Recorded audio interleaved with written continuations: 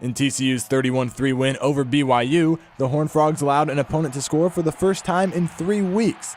Senior safety TJ Johnson says allowing a field goal is something he'll get over. It was disappointing, but at the end of the day, we won the game, and that's all that really matters. That's the only stat that really counts. To have 3 games and only give up 3 points, that's pretty good. So and guys have really bought into the system, and they're flying around playing outstanding defense. TCU is second in the nation in total defense, 9th against the run, and 2nd against the pass. The Frogs do it by running a defensive scheme that is uncommon in football at any level, the 4-2-5. The main difference in the 4-2-5 defense is the addition of a third safety. The most common base defenses are the 3-4, which has 3 down linemen and 4 linebackers, and the 4-3, which moves one of those linebackers up to the line of scrimmage. In the 4-2-5, one of these linebackers moves back into a weak safety position back here, giving you 5 players in the secondary with your 2 cornerbacks and 3 safeties across the top. It does put a lot of speed on the field. It gives you a lot of variability, and it also gives you the ability to adjust on the fly if you see different formations or if you see things that you may not have been expecting. John Denton is the radio analyst for TCU football and shows us the intricacies of Gary Patterson's defense.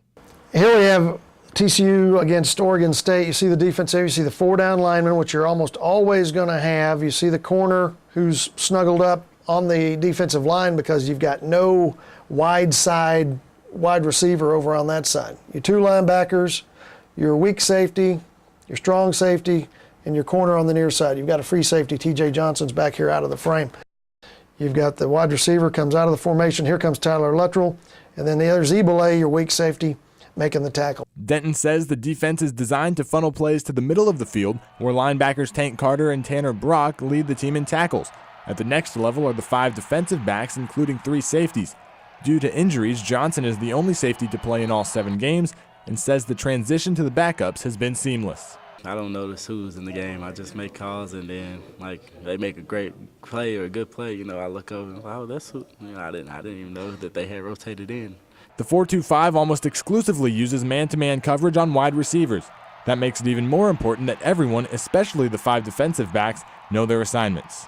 They use a term or a phrase called alignment and assignment. They want to make sure they're lined up properly first, and then they know what their assignment is on that particular call. Aside from the scheme, the personnel play a big role. Developing those players while they're young is key. Gary likes to get a lot of young guys in early in their careers and develop them. And really that's what's helped the defense get better and better. Every time one guy keeps raising his level of play, it makes us better so we can move people around so we can be what we want to be in the following years. At the beginning of the season, when you don't know how they're going to react, you're like, I'm trying to make a call, but it's like, oh, how can I protect him and still stop it? And now you just call things. Patterson coached defenses have led the nation in total defense each of the last 2 years, and thanks to the 4-2-5, the Frogs are once again in contention for that crown. Chris Blake, TCU News Now.